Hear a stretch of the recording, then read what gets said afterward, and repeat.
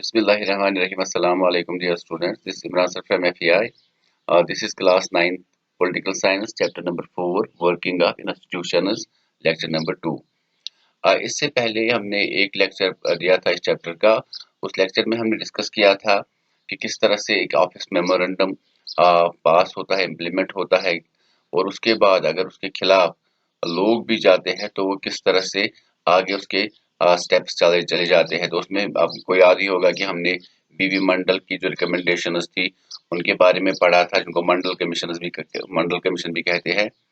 तो उसमें हमने बताया था कि 1989 में जनता पार्टी ने किस तरह से प्रॉमिस किया था लोगों के साथ, अगर वो पावर में आए तो वो पीपी मंडल की जो रिकमेंडेशंस है तो उसको इम्प्लीमेंट करेंगे। फिर जब वो पावर में आए उन्होंने वो किया भी, लेकिन बहुत सारे लोग उसके खिलाफ हुए थे क्योंकि उसमें socially and educationally backward classes को 27% जॉब रिजर्वेशन दी गई थी।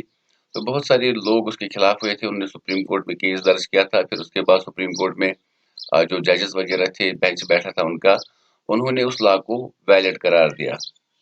तो इस तरह से वो लॉ इम्प्लीमेंट हुआ और हम देखते हैं कि उसकी इम्प्लीमेंटेशन प्रोसेस चलती जा रही है। इसके अलावा अगर हम बात करें, क्योंकि सुप्रीम कोर्ट जो होती है हाईएस्ट अथॉरिटी होती है किसी भी कंट्री में, जो वो फाइनल डिसीजन लेती है तो लोगों को मानना पड़ता है। तो आज का हम यहाँ पे लेक्चर सबसे पहला स्टार्ट करेंगे, या सबसे पहला टॉपिक स्टार्ट करेंगे। तो सबसे पहला टॉपिक जो आज हमारा है वो है पार्लियामेंट। तो जैसे कि मैंने पिछली बार भी कहा था, किसी भी डेमोक्रेटिक गवर्नमेंट के लिए तीन इंस्टीट्यूशंस बहुत अहम होती है। सबसे पहला होता है उसका लेजिस्लेचर, जो लॉ मेकिंग बॉडी होती है, जिसको इंडिया में पार्लियामेंट कहते हैं।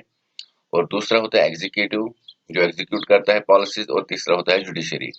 तो हम यहाँ पे सबसे पहले पार्लियामेंट की बात करें तो अगर हम बात करें तो सभी डेमोक्रेसीज में एक इलेक्टेड असेंबली होती है, जहाँ पे लोगों के चुने हुए रिप्रेजेंटेटिव्स बैठते हैं।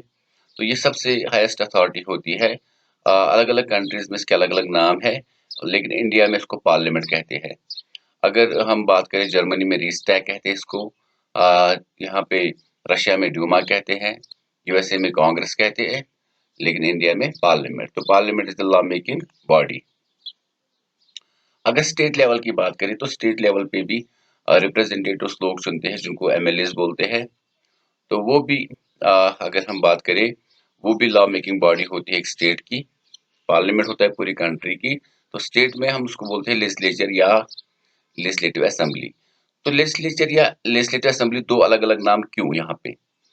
क्योंकि अगर हम बात करें, सिर्फ 6 ही स्टेट्स ऐसी है इंडिया में जहाँ पे बाई कैमरल लेजिस्लेचर है, जहाँ पे दो हाउसेज है, legislative assembly and legislative council. तो वहां पे कलेक्टिवली उस लॉ मेकिंग बॉडी को कहेंगे लेजिस्लेचर। लेकिन दूसरा होता है, कुछ स्टेट्स ऐसी है जहां पे एक ही हाउस है, तो वो है लेजिस्लेटिव असेंबली, जिनके मेंबर्स को लोग डायरेक्टली चूज करते हैं। तो इसके अलावा हमारा जो नेक्स्ट टॉपिक रहेगा वो है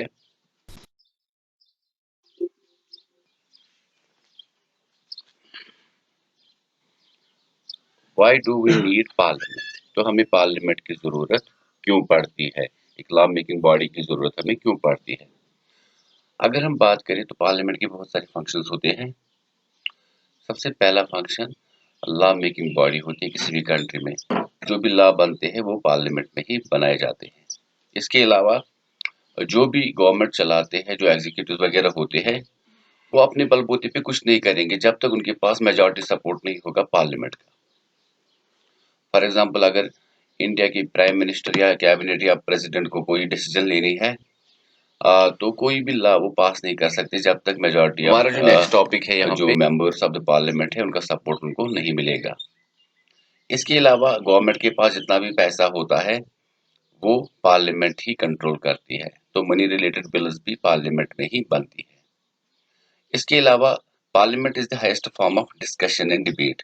अगर कोई भी नया लॉ बनाना हो तो उसके लिए भी डिबेट डिस्कशन होते हैं पार्लियामेंट में। अगर कोई पुराना चेंज करना हो, जैसे कि अमेंडमेंट्स होती रहती है कॉन्स्टिट्यूशन में, तो उसके लिए भी डिबेट डिस्कशन वगैरह होते हैं पार्लियामेंट में। अब यहाँ पे बात करेंगे टू हाउसेज ऑफ पार्लियामेंट। तो पार्लियामेंट के दो हाउसेज है, इसका मतलब ये बाई कैमरल है। तो बहुत सारी कंट्रीज दुनिया में ऐसी है जहाँ पे बाइकैमरल लेजिस्लेचर होता है, जहाँ पे अलग अलग फंक्शन वो करते हैं। एक हाउस जहाँ पे लोगों के डायरेक्ट चुने हुए लोग वहाँ पे आते हैं, रियल पावर्स तो वो एक्सरसाइज करते हैं on behalf of the people, क्योंकि जो लोग अपने रिप्रेजेंटेटिव्स को चूज करते हैं उनका मकसद यही होता है ताकि ये हमारे बदले लॉ बनाए, हमारे बदले गवर्नमेंट चलाए। तो जो दूसरा हाउस होता है उसके भी कुछ फंक्शंस होते हैं, लेकिन वो इनडायरेक्टली चुने जाते हैं उनके मेंबर्स, लेकिन उनके पास कुछ स्पेशल फंक्शंस होते हैं, जैसे कि वेरियस स्टेट्स, रीजन या फेडरल यूनिट्स के इंटरेस्ट को देखना। तो इंडिया में जो पार्लियामेंट है इसके दो हाउसेस है, एक का नाम है Rajya Sabha, the council of states, जिसको अपर हाउस भी बोलते हैं। दूसरा है Lok Sabha, the house of the people, जिनको लोग डायरेक्टली चूज करते हैं, ये लोअर हाउस कहलाता है।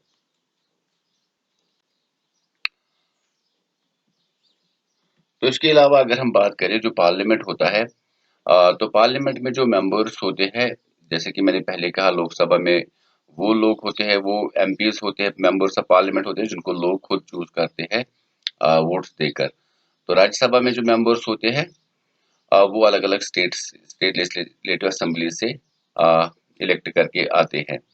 और जो पीरियड रहता है लोकसभा के मेंबर्स का वो 5 ईयर का होता है। अगर फॉर एग्जांपल इस वक्त बीजेपी की गवर्नमेंट है जिनको लोगों ने चूज किया है, तो 5 साल तक वो रूल करेंगे, 5 साल तक वो पावर में रहेंगे। लेकिन जो राज्यसभा के जो मेंबर्स होते हैं वो परमानेंट बॉडी होती है। हर 3 साल के बाद, न हर 2 साल के बाद, तकरीबन 33% या 1/3 उसमें रिटायर होते हैं, तो उनका टेन्योर भी तकरीबन 6 साल का रहता है। इसके अलावा अगर हम बात करें राज्यसभा की, तो उसमें टोटल जो स्ट्रेंथ है 552 मेंबर्स की है। इस वक्त वहां पे लोकसभा में 543 सीट्स पर इलेक्शंस होते हैं, तो इसका मतलब लोकसभा में 543 मेंबर्स है। और दूसरी तरफ दो एंग्लो इंडियंस उनमें जरूर होने चाहिए, अगर नहीं होंगे तो उनको प्रेसिडेंट नॉमिनेट करता है। और जो राज्यसभा की लेंथ है वो 250 है, 250 मेंबर्स की। इसके अलावा अगर हम बात करें मनी रिलेटेड बिल्स जो होती है, तो मनी रिलेटेड बिल्स में ज्यादा पावर होते हैं लोकसभा के पास। तो यहाँ पे अगर हम बात करें प्रेसिडेंट, तो प्रेसिडेंट किसी भी हाउस का मेंबर नहीं है, लेकिन जब भी ये हाउसेस ओपन होते हैं तो जो ओपनिंग स्पीच होती है वो प्रेसिडेंट ही देता है। तो जब भी कोई लॉ बनता है, पहले फॉर एग्जांपल अगर उसने उसको उस बिल को लोकसभा ने पास किया, उसके बाद वो राज्यसभा के पास जाती है, उसके बाद फाइनली प्रेसिडेंट का साइन उस पर जरूर होना चाहिए। तो अगर प्रेसिडेंट उस बिल को वापस भी भेजना चाहे कुछ रिकमेंडेशन वगैरह के साथ, तो वो भी कर सकता है। इसके अलावा अगर हम बात करें जो स्पेशल पावर्स वगैरह होते हैं, वो ज्यादातर किसके पास होते हैं, मैंने पहले कहा था राज्यसभा के पास, लेकिन वो उतना पावरफुल नहीं है जितना कि लोकसभा है। तो कोई भी ऑर्डिनरी बिल अगर पास करनी हो तो उसमें दोनों हाउसेस की रजामंदी होनी चाहिए। अगर कहीं पर कोई बिल पास नहीं हो रहे तो उस वक्त दोनों हाउसेस एक साथ बैठते हैं, तो वहां पे जो मेजॉरिटी फैसला लेगी वही होता है। तो अक्सर मेजॉरिटी में लोकसभा ही होते हैं, क्योंकि वो लोकसभा में 553 मेंबर्स है प्रेजेंटली, और राज्यसभा में बहुत कम है। तो इसका मतलब उसमें लोकसभा के मेंबर्स की जीत होगी। और दूसरा, मनी रिलेटेड बिल्स में हमेशा जीत होती है लोकसभा की, क्योंकि अगर for example money related bills हमेशा लोकसभा ही बनाती है, तो अगर उन्होंने राज्यसभा को वो भेज दी तो राज्यसभा ज्यादा से ज्यादा 14 दिन तक अपने पास वो रख सकती है। 14 दिन के बाद अगर उन्होंने कुछ रिकमेंडेशन वगैरह लिखी तो फिर वापस जाएगी लोकसभा के पास। लेकिन अगर लोकसभा ने दोबारा वो भेजी और उसमें उसकी उनकी कोई भी रिकमेंडेशन वगैरह नहीं मानी, तो दोबारा से राज्यसभा उस बिल को नहीं रोक सकती, उसको उनको आगे उसको पहुंचाना ही है। तो लोकसभा कंट्रोल करती है काउंसिल ऑफ मिनिस्टर्स को भी। इसके अलावा हमारे पास जो टॉपिक है वो है पॉलिटिकल एग्जीक्यूटिव। तो दो किस्म के एग्जीक्यूटिव्स होते हैं। अगर हम बात करें डे टू डे लाइफ में जो अलग अलग फंक्शन हमारे गवर्नमेंट वगैरह में लिए जाते हैं, बहुत सारे लोग ऐसे होते हैं जो सुप्रीम पावर्स को एक्सरसाइज नहीं करते हैं, लेकिन कुछ फंक्शंस वगैरह वो भी करते हैं, तो उनको कलेक्टिवली कहा जाता है एग्जीक्यूटिव। तो अगर हम बात करें, इंडिया में दो किस्म के एग्जीक्यूटिव्स है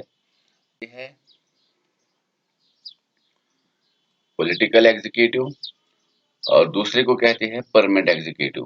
पॉलिटिकल एग्जीक्यूटिव क्या होता है? ये वो एग्जीक्यूटिव्स होते हैं जिनको लोग चूज करते हैं। फॉर एग्जांपल, जब इलेक्शंस होते हैं, तो अगर लोकसभा का इलेक्शन हो या स्टेट लेजिस्लेटिव असेंबली का, तो उसमें लोग बहुत सारे रिप्रेजेंटेटिव्स को चूज करते हैं, उनको पॉलिटिकल एग्जीक्यूटिव कहते हैं। इनको टेम्पररी एग्जीक्यूटिव भी कहते हैं, क्योंकि जब इनकी हुकूमत 5 साल के बाद अगर इनकी पार्टी ने हारा, तो ये टेम्पररी है, ये उस वक्त पावर में नहीं रहेंगे। दूसरे होते हैं परमानेंट एग्जीक्यूटिव्स, जिसमें सिविल सर्विस के मेंबर्स आते हैं, जैसे कि IAS, IPS and civil service, या हम कह सकते हैं गवर्नमेंट ऑफिसर्स वगैरह, वो आते हैं। वो टेम्पररी नहीं होते हैं, उनके पास भी पावर्स होते हैं, लेकिन उनको कोई हटा नहीं सकता, उनके पास फिक्स्ड टाइम होता है। तो रिटायरमेंट की उनकी फिक्स्ड एज है, जब वो रिटायर होंगे तभी उनके पास फिर पावर्स नहीं रहेंगे, वरना उनसे 5 साल या 6 साल के बाद कोई पावर्स छीन नहीं सकता। तो अगर हम यहाँ पे बात करें, अ, जो पॉलिटिकल एग्जीक्यूटिव्स है वो ज्यादा पावरफुल होते हैं as compare to the permanent executives. तो यहाँ पे मैंने एक क्वेश्चन भी रखा है, why is the ministers more powerful than the civil servants? क्योंकि पॉलिटिकल एग्जीक्यूटिव्स में पॉलिटिकल लीडर्स आते हैं, मिनिस्टर्स आते हैं, ये ज्यादा पावरफुल होते हैं परमानेंट एग्जीक्यूटिव से। अब यहाँ पे ये ही पावरफुल क्यों है? अगर ये पॉलिटिकल एग्जीक्यूटिव टेम्पररी है और परमानेंट एग्जीक्यूटिव परमानेंट है, तो पावरफुल कैसे पॉलिटिकल एग्जीक्यूटिव है ही है? क्योंकि जो पॉलिटिकल एग्जीक्यूटिव है उनको लोग चूज करते हैं, परमानेंट एग्जीक्यूटिव को लोग चूज नहीं करते हैं। दूसरा, अगर गवर्नमेंट में कोई भी फंक्शन हम कह सकते हैं कोई फेल हुआ, उनकी डिसीजन फेल हुई, तो पॉलिटिकल एग्जीक्यूटिव्स को ही जवाबदेह रहना पड़ता है लोगों के सामने, परमानेंट एग्जीक्यूटिव्स को नहीं रहना पड़ता है। इसीलिए यहाँ पे जब हम कोई भी बिल वगैरह बनाते हैं, तो वो लेजिस्लेचर्स में ही बनती है, जैसे कि पार्लियामेंट या स्टेट लेजिस्लेटिव असेंबली या लेजिस्लेचर में। तो उसको बनाने वाले होते हैं मिनिस्टर्स, उसके बाद उसको चलाने वाले होते हैं परमानेंट एग्जीक्यूटिव। तो यहाँ पे भी हमको पता चला कि जो मिनिस्टर्स होते हैं या पॉलिटिकल एग्जीक्यूटिव्स होते हैं, वो ज्यादा पावरफुल होते हैं, क्योंकि जो मनी का मतलब जो भी गवर्नमेंट के पास होती है उसको कंट्रोल भी यही करते हैं। जो जवाबदेह रहना पड़ता है लोगों को या अकाउंटेबल रहना पड़ता है, वो भी इन्हीं को रहना पड़ता है। और तीसरा, इसके बाद जो बिल वगैरह लॉ वगैरह बनते हैं, तो वो भी यही बनाते हैं। इसीलिए पॉलिटिकल एग्जीक्यूटिव ज्यादा पावरफुल होते हैं as compare to permanent executive.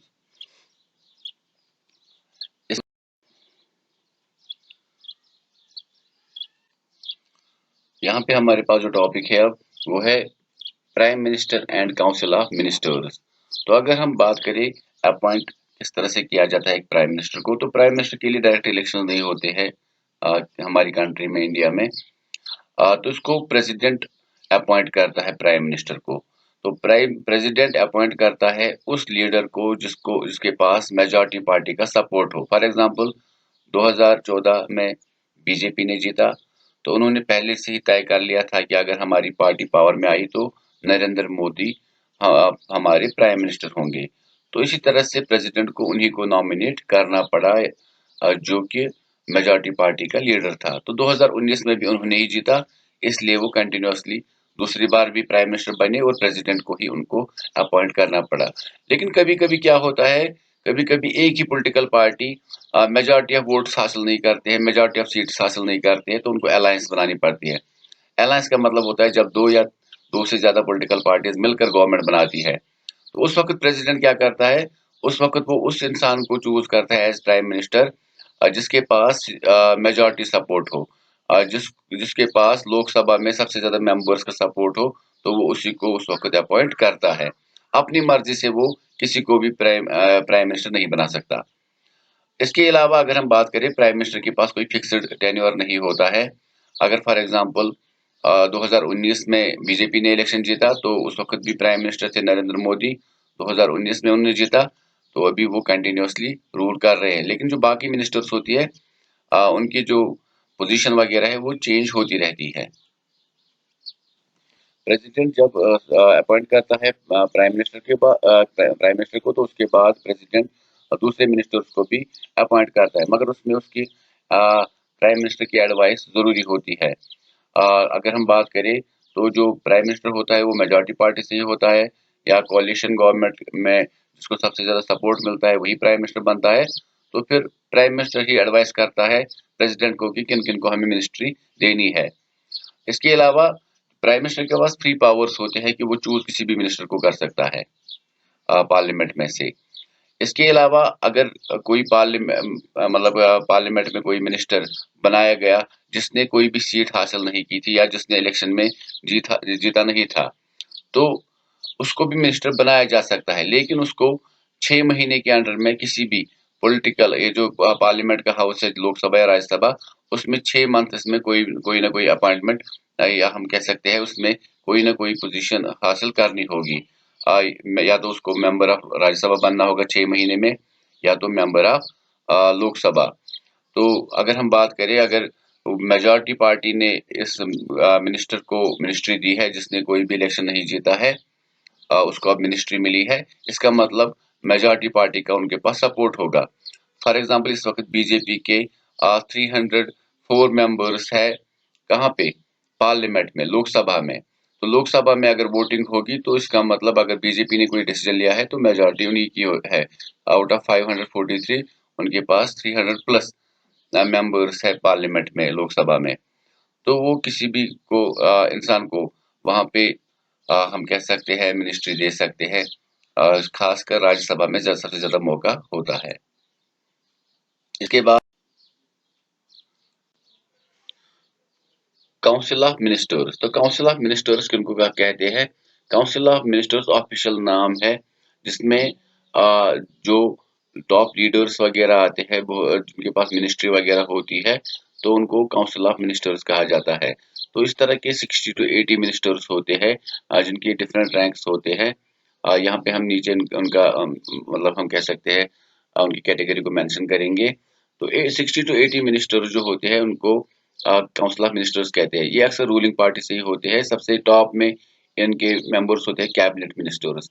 तो हमने अक्सर सुना ही होगा या पढ़ा होगा, prime minister and the cabinet. तो कैबिनेट होते हैं top leaders of the ruling party, जिनकी तादाद तकरीबन 25 तक होती है। जैसे कि अभी बीजेपी है, तो बीजेपी में हम नरेंद्र मोदी का नाम लेते हैं, इसी तरह से हम नाम लेते हैं अमित शाह का, राजनाथ सिंह का। तो ये टॉप लीडर्स में से आते हैं। जैसे मैंने पहले मेंशन किया, ये 25 मिनिस्टर्स तक होते हैं। इनके पास की पोजीशंस होती है, जैसे कि डिफेंस मिनिस्टर इनमें से होगा, होम मिनिस्टर इनमें से होगा, फाइनेंस मिनिस्टर इनमें से होगा। तो ये होते हैं टॉप लीडर्स।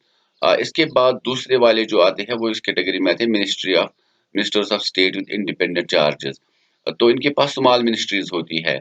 कोई फ्लड कंट्रोल वगैरह का मिनिस्टर होगा, कोई फूड वगैरह के रिलेटेड का मिनिस्टर होगा, तो वो इसके अंडर में आते हैं। तो अगर हम कैबिनेट मीटिंग्स की बात करें, कैबिनेट मीटिंग्स में ज्यादातर ये वाले मेंबर्स आते हैं जो सबसे टॉप के होते हैं, जिसमें कोई भी डिसीजन पार्टी के रिलेटेड वगैरह अगर ली जाए तो वो फाइनल होती है। ये जो दूसरे वाले मिनिस्टर्स होते हैं, अगर इनको बुलाया जाए, इनवाइट किया जाए, तब ये कैबिनेट मीटिंग्स में आ सकते हैं। तीसरे होते हैं स्टेट्स, मिनिस्टर्स ऑफ स्टेट। ये सबसे जूनियर मिनिस्टर्स होते हैं, जिनको असाइन करना पड़ता है कैबिनेट मिनिस्टर्स और minister of state with independent charges को। तो इनके पास ज्यादा पावर्स नहीं होते हैं। इसके अलावा अगर हम बात करें, बहुत सारी इस वक्त जो मॉडर्न पार्लियामेंट्री डेमोक्रेसीज है उनको कहा भी जाता है कि ये कैबिनेट फॉर्म ऑफ गवर्नमेंट है, क्योंकि जो कैबिनेट के टॉप लीडर्स होते हैं जो वो डिसीजन लेते हैं वही होता है। तो रिप्रेजेंटेटिव डेमोक्रेसी तो पहले से ही कहते ही है इनको, क्योंकि लोग जो है वो on behalf of the people यहाँ पे रिप्रेजेंटेटिव उनका काम करते हैं। लेकिन रिप्रेजेंटेटिव्स में भी जो पार्टी के टॉप लीडर्स होते हैं जिनको कैबिनेट बोलते हैं, वही सारे डिसीजंस वगैरह लेते हैं, जिनके अंडर में अलग अलग मिनिस्ट्रीज के सेक्रेटरीज होते हैं। इसके अलावा जो कि सिविल सर्वेंट्स होते हैं जो नेसेसरी इंफॉर्मेशन वगैरह देते रहते हैं कैबिनेट मिनिस्टर्स को। इसके अलावा हमारा जो आज का यहाँ पे लास्ट टॉपिक है, powers of the prime minister. तो प्राइम मिनिस्टर जो इंडिया का है उसके पास बहुत सारे पावर्स होते हैं। यहाँ पे सारे तो हम मेंशन नहीं कर सकते, लेकिन जो खास खास पावर्स है वो हम यहाँ पे मेंशन करेंगे। तो कैबिनेट मीटिंग्स का जो हेड होता है, जो मीटिंग वगैरह बुलाता है, तो वो प्राइम मिनिस्टर ही होता है। दूसरा, डिफरेंट डिपार्टमेंट्स वगैरह के साथ कोऑर्डिनेशन वही रखता है। अगर फॉर एग्जांपल फॉरेन अफेयर्स के मिनिस्टर के साथ, होम मिनिस्टर के साथ, या डिफेंस मिनिस्टर वगैरह के साथ कोई भी बात करनी हो, कोई मीटिंग करनी हो, तो उसके लिए प्राइम मिनिस्टर ही सारी कोऑर्डिनेशन रखता है। तो अगर इसके अलावा हम बात करें, अगर कहीं पर डिसएग्रीमेंट होता है डिफरेंट डिपार्टमेंट्स के दरमियान, डिफरेंट मिनिस्टर्स के दरमियान, तो फाइनल डिसीजन प्राइम मिनिस्टर का ही वहां पे चलता है। इसके अलावा जो भी मिनिस्ट्रीज होती है कंट्री में, उनकी सुपरविजन वगैरह प्राइम मिनिस्टर ही करता है। अगर प्राइम मिनिस्टर को लगा कि कहीं पर कोई मिनिस्टर जो है उसको चेंज करना है, तो वो भी कर सकता है। तो सारी मिनिस्ट्रीज जो है वो, या सारे मिनिस्टर जो है वो under the leadership of prime minister काम करते हैं। तो जैसे मैंने पहले कहा था, prime minister distributors and redistributors work to the ministers.